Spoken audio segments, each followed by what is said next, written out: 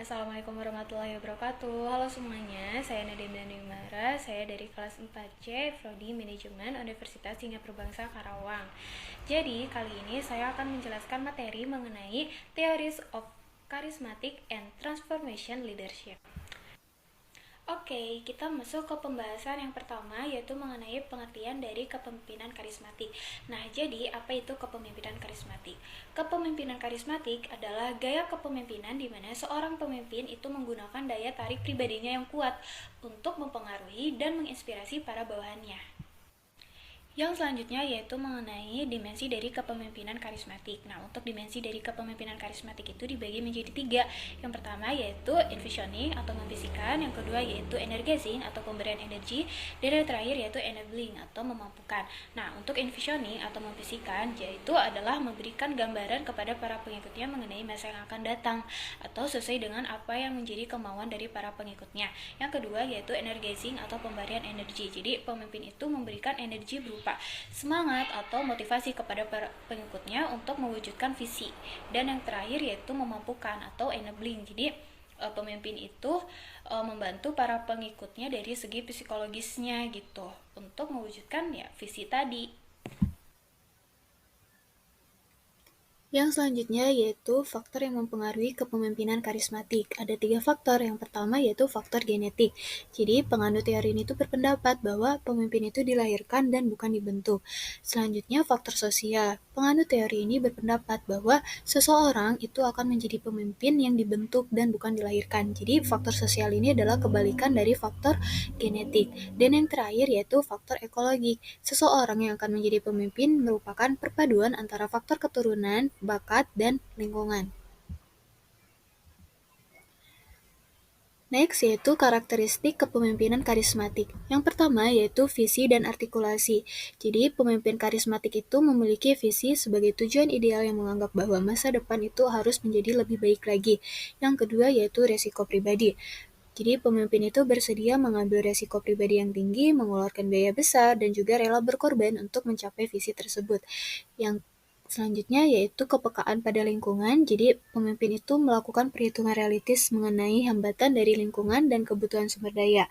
Yang selanjutnya yaitu sensitif dengan kebutuhan bawahan. Jadi pemimpin itu menerima kemampuan orang lain dan bertanggung jawab atas kebutuhan dan perasaan mereka. Selanjutnya yaitu klasifikasi kepemimpinan karismatik. Nah, karismatik itu ada 2, yaitu karismatik negatif dan juga karismatik positif. Untuk karismatik negatif, jadi orientasi kekuasaan pribadi itu dimiliki oleh karismatik negatif. Nah, mereka itu berusaha secara sengaja menanamkan kesetiaan pada diri mereka sendiri daripada ke prinsip yang ada. Untuk karismatik positif, jadi orientasi kekuasaan sosial itu dimiliki oleh karismatik positif. Nah, mereka itu berupaya untuk menanamkan kesetiaan terhadap ideologi lebih dari kesetiaan terhadap diri mereka sendiri. Selanjutnya yaitu kepemimpinan transformasional. Apa itu kepemimpinan transformasional? Kepemimpinan transformasional adalah suatu gaya kepemimpinan di mana pemimpin itu menginspirasi dan mempengaruhi anggota timnya untuk mencapai tujuan yang lebih tinggi atau mencapai suatu perubahan. Adapun karakteristik dari kepemimpinan transformasional yang pertama yaitu pengaruh ideal. Perilaku pemimpin yang memberikan visi dan misi, memunculkan rasa bangga, serta mendapatkan respek dan kepercayaan bawahan. Yang kedua yaitu motivasi inspirasional, jadi pemimpin mampu mengkomunikasikan harapan yang tinggi, penyampaian visi bersama secara menarik. Yang ketiga yaitu stimulasi intelektual, yaitu pemimpin mampu meningkatkan kecerdasan bawahan untuk meningkatkan kreativitas dan inovasi mereka. Yang terakhir yaitu pertimbangan individual. Jadi pemimpin memberikan perhatian pribadi, memperlakukan masing-masing bawahan secara individual sebagai seorang individu dengan kebutuhan, kemampuan, dan aspirasi yang berbeda, serta melatih dan memberikan saran. Kemudian ada prinsip kepemimpinan transformasional. Yang pertama yaitu simplikasi. Keberhasilan dari kepemimpinan diawali dengan sebuah visi yang akan menjadi cermin dan tujuan bersama. Yang kedua yaitu motivasi. kemampuan untuk mendapatkan komitmen dari setiap orang yang terlibat terhadap visi yang sudah dijelaskan. Yang ketiga yaitu fasilitasi, kemampuan untuk secara efektif memfasilitasi yang terjadi di dalam organisasi secara kelembagaan, kelompok, ataupun individual.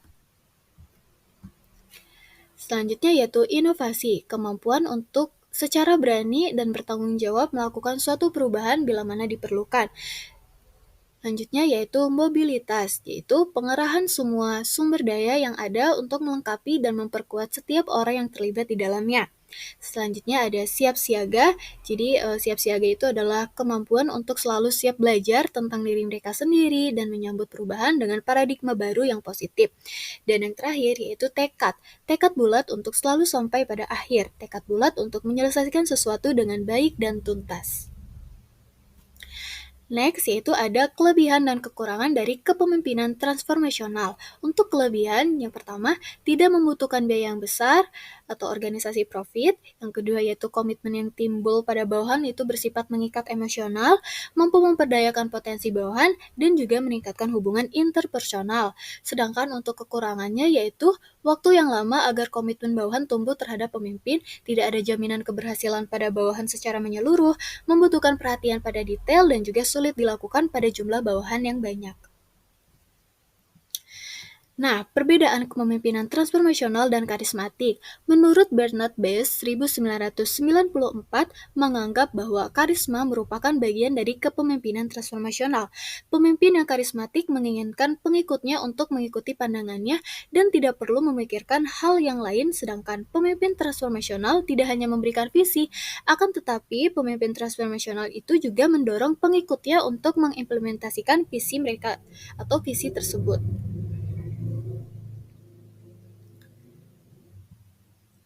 Selanjutnya yaitu studi kasus dari PT Dahana Persero. Nah, situasi dan kondisi dari PT Dahana Persero itu, jadi PT Dahana Persero itu merupakan BUMN di bidang industri strategis yang menyediakan layanan bahan peledak terpadu untuk sektor minyak dan gas bumi, pertambangan umum, kuari, dan konstruksi serta untuk pertahanan.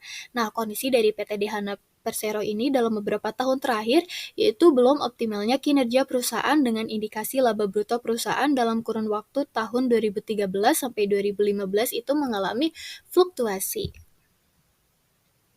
Nah, kemudian timbullah permasalahan. Nah, permasalahannya yaitu karyawan yang bekerja di perusahaan tersebut belum melaksanakan kerja secara optimal, kurang disiplin, belum sepenuhnya mematuhi peraturan, karyawan kurang menguasai bidang tugas, serta kepemimpinan transformasional yang diterapkan para manajer juga belum baik. Nah, sehingga solusinya yaitu mendorong karyawan untuk memberikan informasi yang transparan, memberikan kompensasi bagi karyawan yang berkeinginan pindah. Para manajer juga harus turun ke lapangan untuk berkomunikasi langsung, berkomunikasi aktif dengan karyawan yang memang mempunyai suatu permasalahan. Dan yang terakhir yaitu memberikan pendidikan dan pelatihan kepada karyawan agar mereka dapat melaksanakan tugasnya dengan baik.